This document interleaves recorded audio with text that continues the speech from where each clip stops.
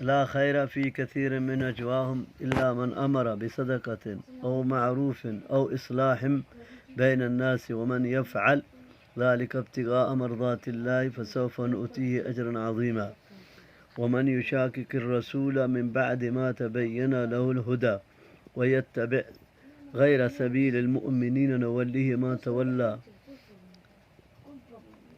دیا گیا جن سے آپ صلی اللہ علیہ وسلم نے بے خبر تھے، یہ بھی گویا آپ صلی اللہ علیہ وسلم کے عالم الغیب ہونے کی نفی ہے، کیونکہ جو خود عالم الغیب ہو اس سے تو کسی اور سے علم حاصل کرنے کی ضرورت ہی نہیں ہوتی، اور جسے دوسرے سے معلوم حاصل ہوں وحی کے ذریعے سے یا کسی اور طریقے سے وہ عالم الغیب نہیں ہوتا۔ نجوہ سرگوشی سے مراد وہ باتیں ہیں جو منافقین آپس میں مسلمانوں کے خلاف یا ایک دوسرے کے خلاف کرتے تھے، یعنی صدقہ، خیرات، معروف جو ہر قسم کی نیکی کو شامل ہے، اور اصلاح بین الناس کے بارے میں مشورے خیر پر مبنی ہیں، جیسا کہ احادیث میں بھی ان امور کی فضیلت و اہمیت بیان کی گئی ہے، کیونکہ اگر اخلاص یعنی رضا الہی کا مقصد نہیں ہوگا تو بڑے سے بڑا عمل بھی نہ صرف ضائع جائے گا بلکہ وبال جان بن جائے گا۔ نعوذ باللہ من الریاء والنفاق۔ احادیث میں اعمال مذکورہ کی بڑی فضیلت آئی ہے۔ اللہ کی راہ میں حلال کمائی سے ایک کھجور کے برابر صدقہ بھی احد پہاڑ جتنا ہو جائے گا۔ نیک بات کی اشاعت بھی بڑی فضیلت ہے۔ اسی طرح رشتہ داروں، دوستوں اور باہم ناراض دیگر لوگوں کے درمیان صلح کرا دینا بہت بڑا عمل ہے۔ ایک حدیث میں اسے نفلی روزوں، نفلی نمازوں اور نفلی صدقات و خیرات سے بھی افضل بتلایا گیا ہے۔ فرمایا الا اخبرکم بافضل من درجۃ الصیام والصلاۃ والصدقۃ قالوا بلی قال اصلاح ذات البین قال وفساد ذات البین ہی حالفۃ۔ ابو داود و کتاب الادب، ترمذی کتاب البر، مسند احمد۔ حتیٰ کہ صلح کرانے والے کو جھوٹ تک بولنے کی اجازت دے دی گئی تاکہ اس سے ایک دوسرے کو قریب لانے کے لیے دروغ مصلحت آمیز کی ضرورت پڑے تو وہ اس میں بھی تأمل نہ کرے۔ لیس الکذاب الذی یصلح بین الناس فیمنی الخیر او یقول خیر۔ بخاری کتاب صلح، مسلم، ترمذی کتاب البر، ابو داود کتاب الادب۔ وہ شخص جھوٹا نہیں ہے جو لوگوں کے درمیان صلح کرانے کے لیے اچھی بات پھیلاتا یا اچھی بات کرتا ہے۔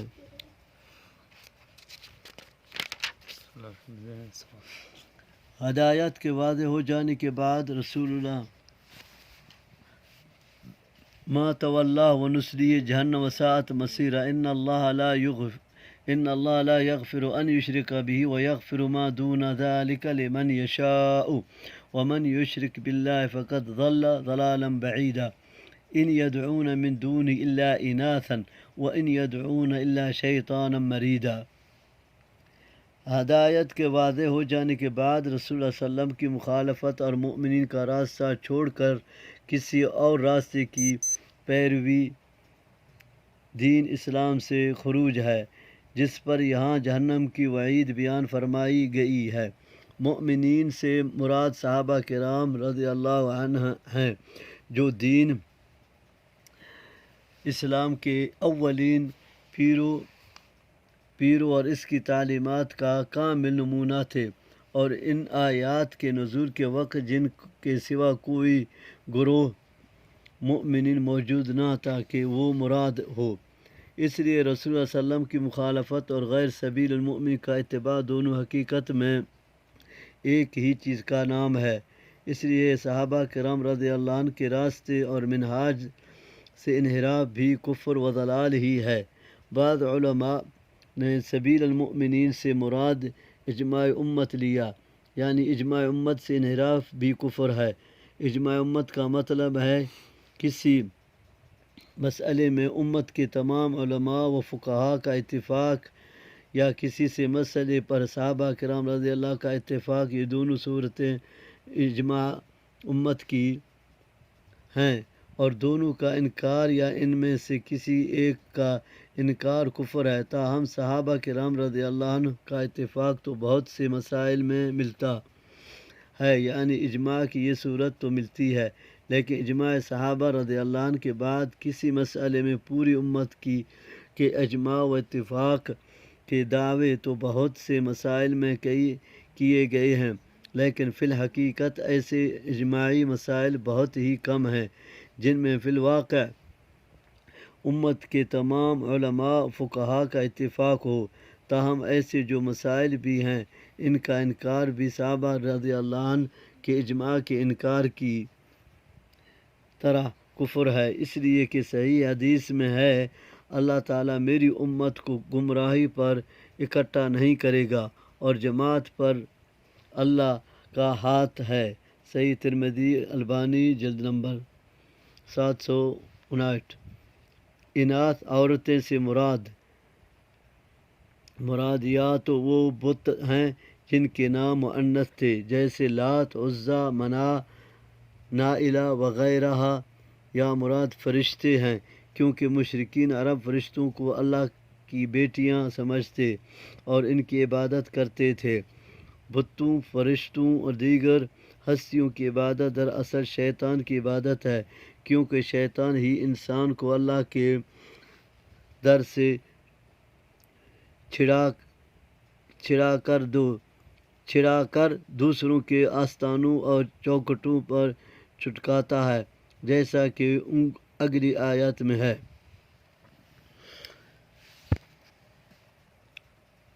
نعمت اللہ وقال لا تتخذوا من عبادك نصیبا مفروضا ولا أذلنهم ولا أمنينهم ولا آمرنهم فلا يبتكن آذان الأنعام ولا آمرنهم فلا يغيرن خلق الله ومن يتخذ الشيطان وليا من دون الله فقد خسر خسرانا مبينا يعدهم ويمنيهم وما يعدهم الشيطان إلا غرورا أولئك مأواهم جهنم ولا يجدون عنها محيصا۔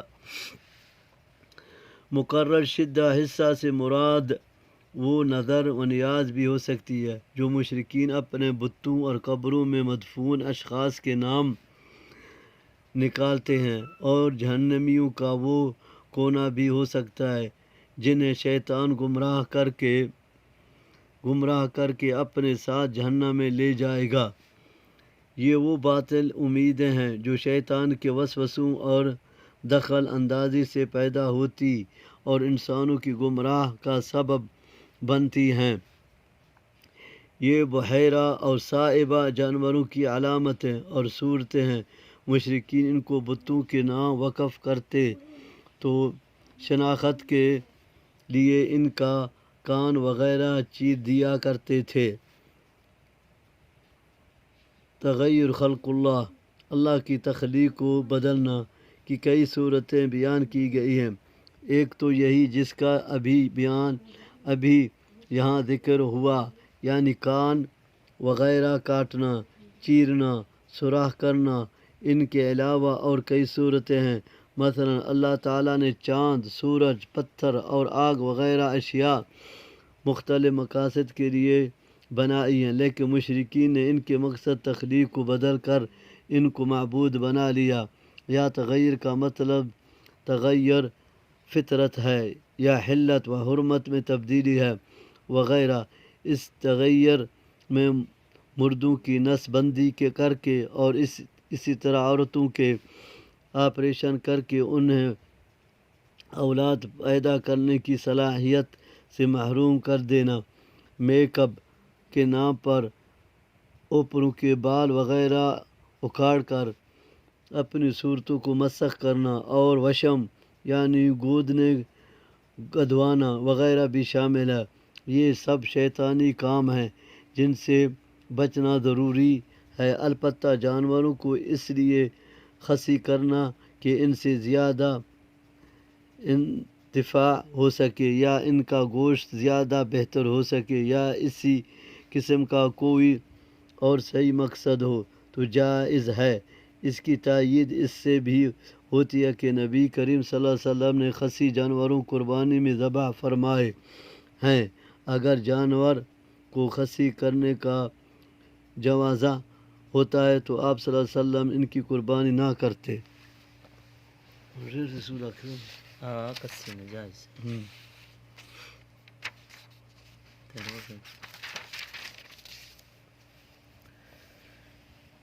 والذین آمنوا وعملوا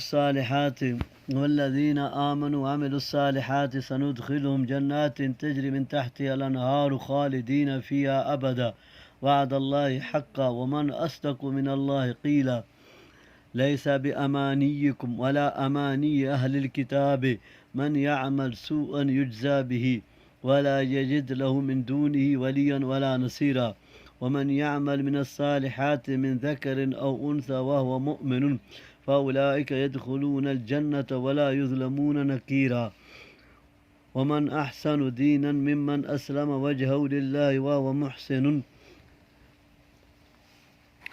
شیطانی وعدے تو سراسر دھوکہ اور فریب ہیں، لیکن اس کے مقابلے میں اللہ کے وعدے جو اس نے اہل ایمان سے کیے ہیں سچے اور برحق ہیں، اور اللہ زیادہ سچا کون ہو سکتا ہے۔ لیکن انسان کا معاملہ بھی عجیب ہے، یہ سچوں کی بات کو کم مانتا ہے اور جھوٹوں کے پیچھے زیادہ چلتا ہے۔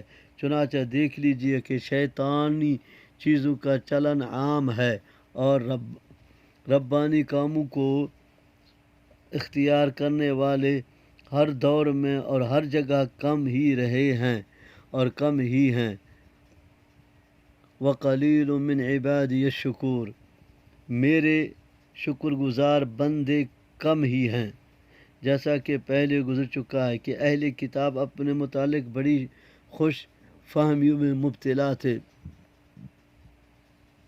یہاں اللہ تعالیٰ نے پھر ان کی خوش فہمیوں کا پردہ چاک کرتے ہوئے فرمایا کہ آخرت کی کامیابی محض امیدوں اور آرزوؤں سے نہیں ملے گی،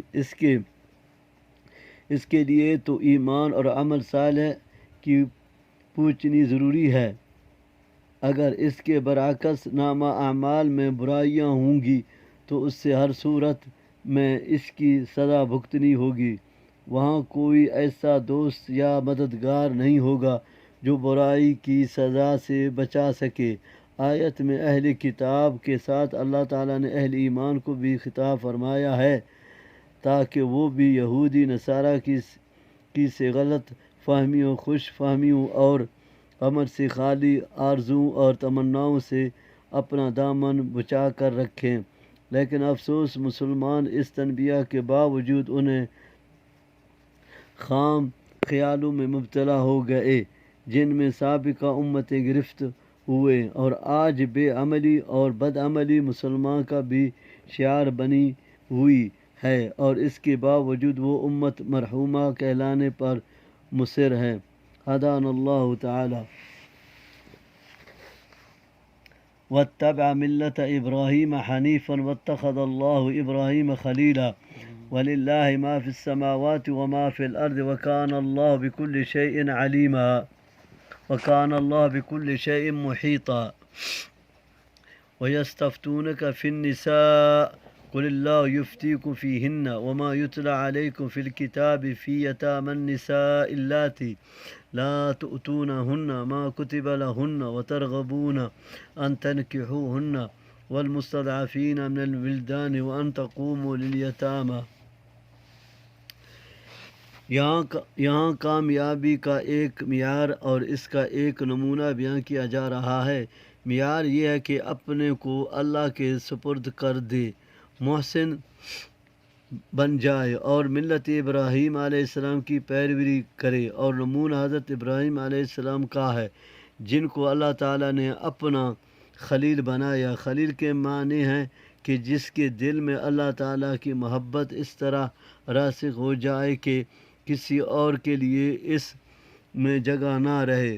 خلیل برزون فعیل بمعنی فاعل ہے، جیسے علیم بمعنی عالم، اور بعض کہتے ہیں کہ بمعنی مفعول ہے، جیسے حبیب بمعنی محبوب۔ اور حضرت ابراہیم علیہ السلام یقیناً اللہ کے محب بھی تھے اور محبوب بھی علیہ السلام۔ فتح القدیر اور نبی صلی اللہ علیہ وسلم نے فرمایا ہے، اللہ نے مجھے بھی خلیل بنایا ہے جس طرح اس نے ابراہیم علیہ السلام کو خلیل بنایا۔ عورتوں کے بارے میں جو سوالات ہوتے رہتے تھے، یہاں سے ان کے جوابات دیے جا رہے ہیں۔ وما یتلا علیکم، اس کا عطف ہے اللہ یبتغیکم پر ہے، یعنی اللہ تعالیٰ ان کی بابت وضاحت فرماتا ہے، اور کتاب اللہ کی وہ آیات وضاحت کرتی ہیں جو اس سے قبل یتیم لڑکیوں کے بارے میں نازل ہو چکی ہیں۔ مراد ہے سورۃ نساء کی آیت 3، جس میں ان لوگوں کو اس نے بے انصافی سے روکا گیا ہے کہ وہ یتیم لڑکی سے ان کے حسن و جمال کی وجہ سے شادی تو کر لیتے تھے، لیکن مہر مثل دینے سے گریز کرتے تھے۔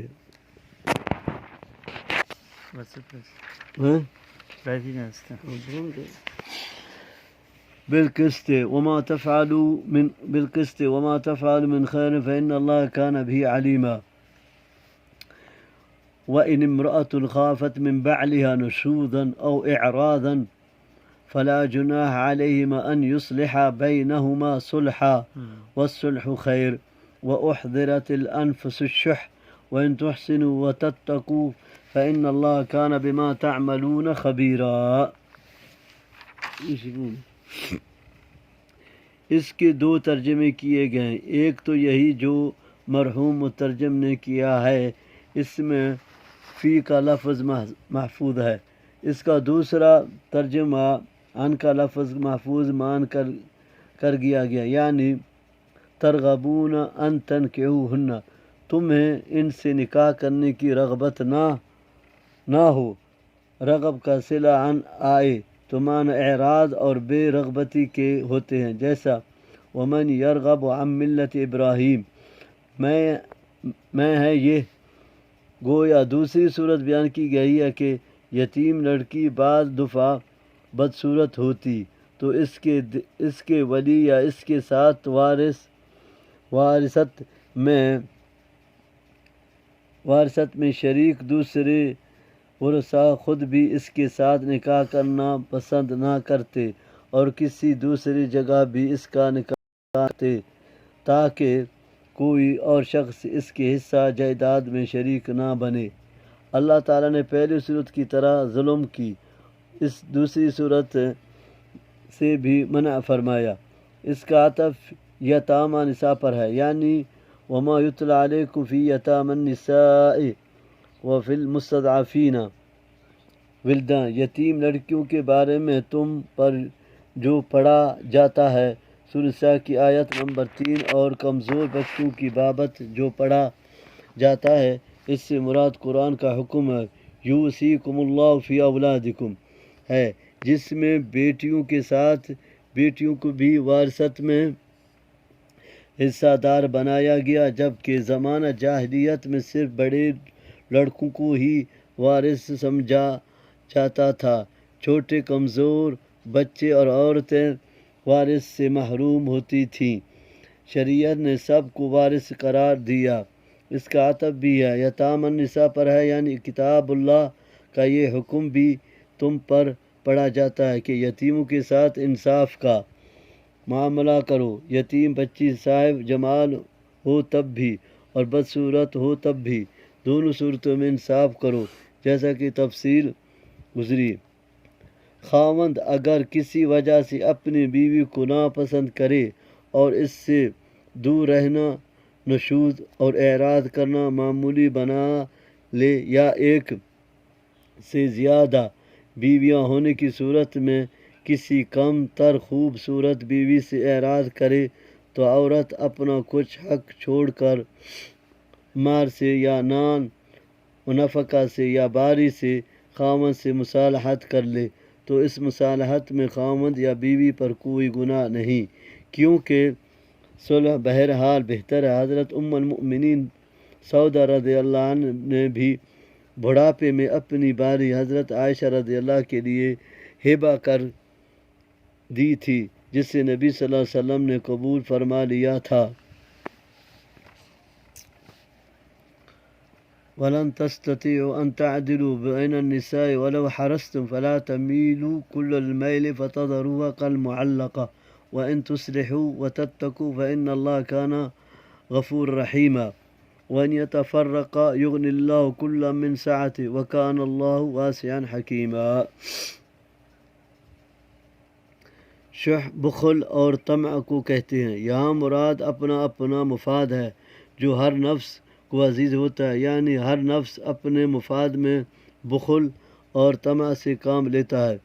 یہ ایک دوسری صورت ہے کہ ایک شخص کی ایک سے زیادہ بیویاں ہوں تو دلی تعلق اور محبت میں وہ سب کے ساتھ یکساں سلوک نہیں کر سکتا، کیونکہ محبت فعل قلب ہے جس پر کسی کو اختیار نہیں ہے۔ خود نبی صلی اللہ علیہ وسلم کو بھی اپنی بیویوں میں سب سے زیادہ محبت حضرت عائشہ رضی اللہ سے تھی۔ خواہش کے باوجود انصاف نہ کرنے سے مطلب یہی قلبی میلان اور محبت میں عدم مساوات ہے۔ اگر یہ قلبی محبت ظاہری حقوق کی مساوات میں مانع نہ بنے تو عند اللہ قابل مؤاخذہ نہیں، جس طرح کہ نبی صلی اللہ علیہ وسلم نے اس کا نہایت عمدہ نمونہ پیش فرمائے، لیکن اکثر لوگ اس قلبی محبت کی وجہ سے دوسری بیویوں کے حقوق کی ادائیگی میں بہت کوتاہی کرتے ہیں اور ظاہری طور پر بھی محبوب بیوی کی طرح دوسری بیویوں کے حقوق اور انہیں معلقہ درمیان میں لٹکتی ہوئی اپنا کر رکھ چھوڑتے ہیں، نہ انہیں طلاق دیتے ہیں نہ حقوق زوجیت ادا کرتے ہیں۔ یہ انتہائی ظلم ہے جس سے یہاں روکا گیا ہے، اور نبی صلی اللہ علیہ وسلم نے بھی فرمایا ہے جس شخص کی 2 بیویاں ہوں اور وہ ایک کی طرف ہی مائل ہو، یعنی دوسری کو نظر انداز کیے رکھے، تو قیامت کے دن وہ اس طرح آئے گا کہ اس کے جسم کا ایک حصہ یا نصف ساقط ہوگا۔ یہ تیسری صورت ہے کہ کوشش کے باوجود اگر نبع کی صورت نہ بنے تو پھر طلاق کے ذریعے سے علیحدگی اختیار کر لی جائے، لیکن علیحدگی کے بعد مرد کو مطلوبہ صفات والی بیوی اور عورت کو مطلوبہ صفات والا مرد مل جائے۔ اسلام میں طلاق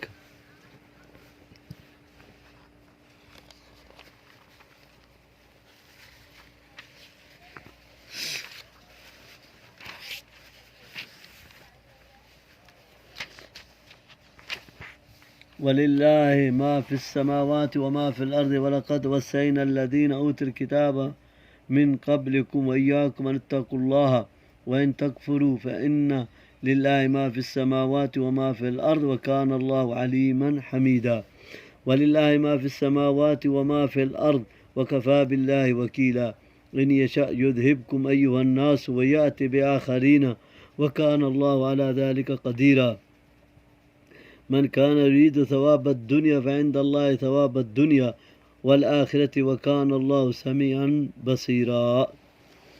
گو اگرچہ سخت ناپسند کیا گیا، ایک حدیث میں ہے ابغض الحلال الی اللہ الطلاق، رواہ ابو داود۔ اس کو الطلاق حلال تو ہے لیکن یہ ایسا حلال ہے جو اللہ کو سخت ناپسند ہے، اس کے باوجود اللہ نے اس کی اجازت دی ہے، اس لیے کہ بعض دفعہ حالات ایسے موڑ پر پہنچ جاتے ہیں کہ اس کے بغیر چارہ نہیں ہوتا، اور فریقین کی بہتری اسی میں ہوتی ہے کہ وہ ایک دوسرے سے علیحدگی اختیار کر لے۔ مذکورہ حدیث میں صحت اسناد کے اعتبار سے اگرچہ ضعف ہے، تاہم قرآن و سنت کی نصوص سے یہ واضح ہے کہ یہ حق اسی وقت استعمال کرنا چاہے جب نبع کی کوئی صورت کسی طرح بھی نہ بن سکے۔ ملحوظ حدیث مذکورہ ابغض الحلال کو شیخ البانی نے ضعیف قرار دیا ہے، اور اروا الغلیل نمبر تاہم عذر شرعی کے بغیر طلاق کے ناپسندیدہ ہونے میں کوئی کلام نہیں۔ یہ اللہ تعالیٰ کی قدرت قاہرہ و کاملہ کا اظہار ہے، جبکہ ایک دوسرے مقام پر فرمایا وَإِن تَتَوَلَّوْا يَسْتَبْدِلْ قَوْمًا غَيْرَكُمْ ثُمَّ لَا يَكُونُوا أَمْثَالَكُمْ۔ اگر تم پھیرو گے تو وہ تمہاری جگہ اوروں کو لے آئے گا، اور وہ تمہاری طرح کے نہیں ہوں گے۔ جیسا کوئی شخص جہاد صرف مال غنیمت کے حصول کے لیے کرے تو کتنی نادانی کی بات ہے۔ جب اللہ تعالیٰ نے دنیا و آخرت دونوں کا ثواب عطا فرمانے پر قادر ہے تو پھر اس سے ایک ہی چیز کو کیوں طلب کی جائے؟ انسان دونوں ہی کا طالب کیوں نہ بنے؟ یا ایھا الذین آمنوا کونوا قوامین بالقسط شہداء للہ ولو علی انفسکم او الوالدین والاقربین ان یکن غنیا او فقیرا فاللہ اولی بہما فلا تتبعوا الہوی وان تعدلوا وان تلووا او تعرضوا فإن اللہ کان بما تعملون خبیرا۔ اس میں اللہ تعالیٰ اہل ایمان کو عدل و انصاف قائم کرنے اور حق کے مطابق گواہی دینے کی تاکید فرما رہا ہے، چاہے اس کی وجہ سے انہیں یا ان کے والدین اور رشتہ داروں کو نقصان ہی اٹھانا پڑے، اس لیے کہ حق سب پر حاکم ہے اور سب پر مقدم ہے۔ یعنی کسی مالدار کی مالداری کی وجہ سے رعایت کی جائے، نہ کسی فقیر کے فقراء کا اندیشہ تمہیں سچی بات کہنے سے روکے، بلکہ اللہ ان دونوں سے تمہارے زیادہ قریب اور مقدم ہے۔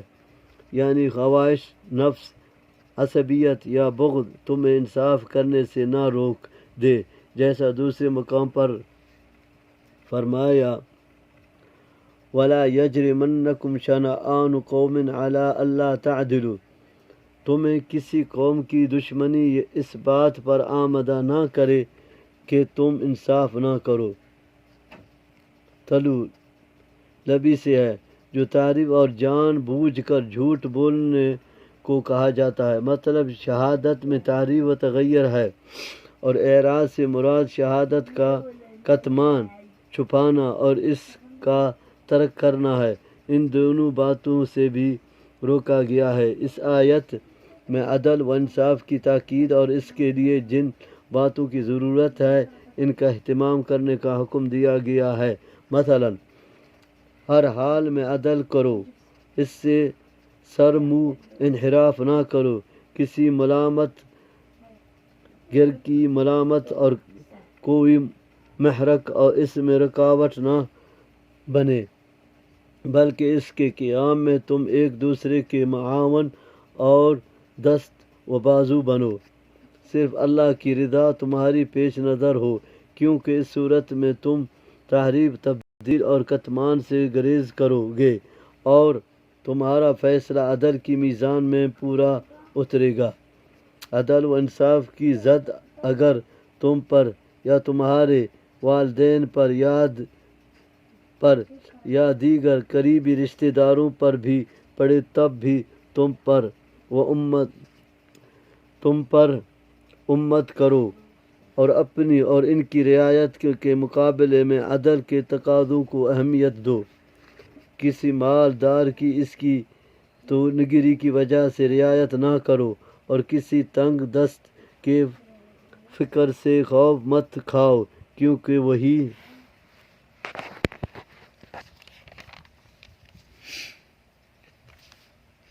یا ایھا الذین آمنوا آمنوا باللہ ورسولہ والکتاب الذی نزل علی رسولہ والکتاب الذی انزل من قبل ومن يكفر بالله وملائكته وكتبه ورسله واليوم الآخر فقد ضل ضلالا بعيدا إن الذين آمنوا ثم كفروا ثم آمنوا ثم كفروا ثم ازدادوا كفرا لم يكن الله ليغفر لهم ولا ليهديهم سبيلا۔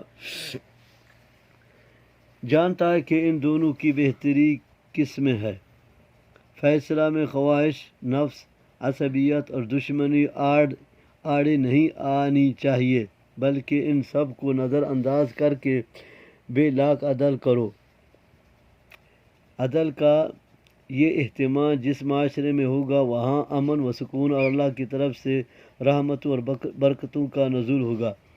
صحابہ کرام رضوان اللہ علیہم نے اس تنگے کو بھی خوب سمجھ لیا تھا، چنانچہ حضرت عبداللہ بن رواحہ رضی اللہ کی بابت آتا ہے کہ رسول اللہ صلی اللہ علیہ وسلم نے انہیں خیبر کے یہودیوں کے پاس بھیجا کہ وہ وہاں کے پھلوں اور فصلوں کا تمخینہ لگا کر آئیں۔ یہودیوں نے انہیں رشوت کی پیشکش کی تاکہ وہ کچھ نرمی سے کام لیں۔ انہوں نے فرمایا، اللہ کی قسم میں اس کی طرف سے نمائندہ بن کر آیا ہوں جو دنیا مجھے سب سے زیادہ محبوب ہے اور تم میرے نزدیک سب سے زیادہ ناپسندیدہ ہو، لیکن اپنے محبوب کی محبت اور تمہاری دشمنی مجھے اس بات پر آمادہ نہیں کر سکتی کہ میں تمہارے معاملے میں انصاف نہ کروں۔ یہ سن کر انہوں نے کہا، اس عدل کی وجہ سے آسمان و زمین کا یہ نظام قائم ہے۔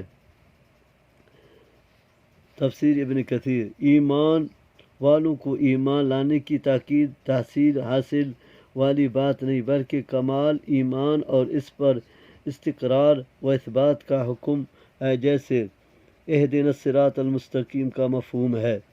بعض مفسرین نے اس سے مراد یہودی لیے جو یہودی حضرت موسیٰ علیہ السلام پر ایمان لائے لیکن حضرت عزیر علیہ السلام کا انکار کیا، پھر حضرت عزیر علیہ السلام پر ایمان لائے تو حضرت عیسیٰ علیہ السلام کا انکار کیا، پھر کفر میں بڑھتے چلے گئے حتیٰ کہ حضرت محمد صلی اللہ علیہ وسلم کی نبوت کا بھی انکار کیا، اور بعد نے اس سے مراد منافقین لیے ہیں، چونکہ مقصد ان کا مسلمانوں کو نقصان پہنچانا تھا، اس لیے وہ بار بار اپنی مسلمانوں کا ڈھونک رجتاتے تھے، بالآخر کفر و ضلالت میں اتنے بڑھ گئے کہ ان کی ہدایت کی امید منقطع ہو گئی۔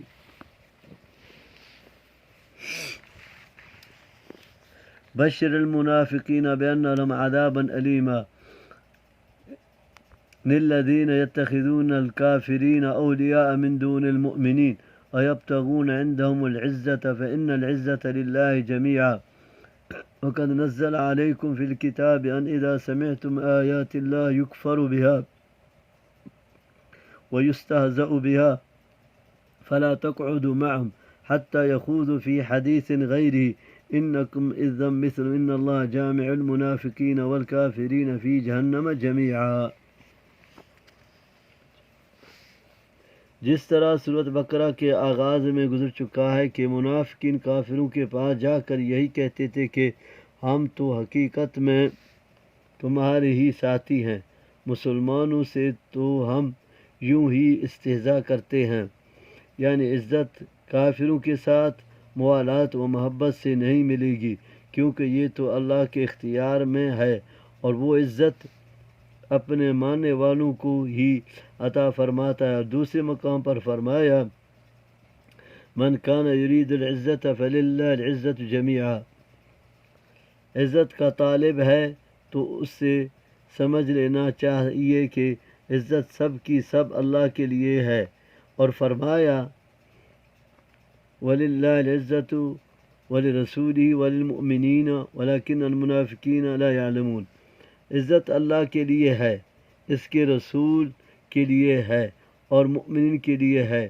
لیکن منافق نہیں جانتے، یعنی وہ نفاق کے ذریعے سے اور کافروں سے دوستی کے ذریعے سے عزت حاصل کرنا چاہتے ہیں۔ درا حالانکہ یہ طریقہ ذلت و خواری کا ہے، عزت کا نہیں۔ یعنی منع کرنے کے باوجود اگر تم ایسی مجلسوں میں جہاں آیات الہی کا استعمال کیا جاتا ہو بیٹھو گے اور اس پر نکیر نہیں کرو گے تو پھر تم بھی گناہ میں ان کے برابر ہوں گے۔ جیسا ایک حدیث میں آتا ہے کہ جو شخص اللہ اور یوم آخرت پر ایمان رکھتا ہے وہ اس دعوت میں شریک نہ ہو جس میں شراب کا دور چلے۔ اس سے معلوم ہوا ہے کہ ایسی مجلسوں اور اجتماعات میں شریک ہونا جن میں اللہ و رسول صلی اللہ علیہ وسلم کے احکام کا قولاً یا عملاً مذاق اڑایا جاتا ہو، جیسے آج کل عمرہ، فیشن، ایپل اور مغرب زدہ حلقوں میں بالعموم ایسا ہوتا ہے، یا شادی بیاہ اور سالگرہ وغیرہ کی تقریبات میں کیا جاتا ہے، سخت گناہ ہے۔ انکم اذم مثلہم کی وعید قرآنی اہل ایمان کے اندر کب کبھی طاری کر